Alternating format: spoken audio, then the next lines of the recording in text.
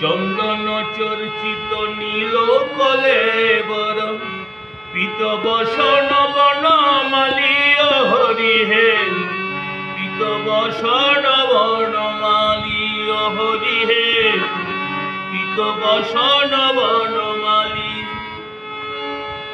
কেন চন্দন মাখিয়াছ ওই অঙ্গে পিত বাস পড়িয়াছ পরম রঙ্গে। কার মন ভোলাতে কার পোড়াতে বাসনা, কার মন ভোলাতে কার পোড়াতে বাসনা। এত সাজে সাজো কেন একবার বলো না। চন্দন চর্চিত নীল কলেবর পিত বসন বনমালী হরি হে পিত বসন বনমালী হরি হে পিত বসন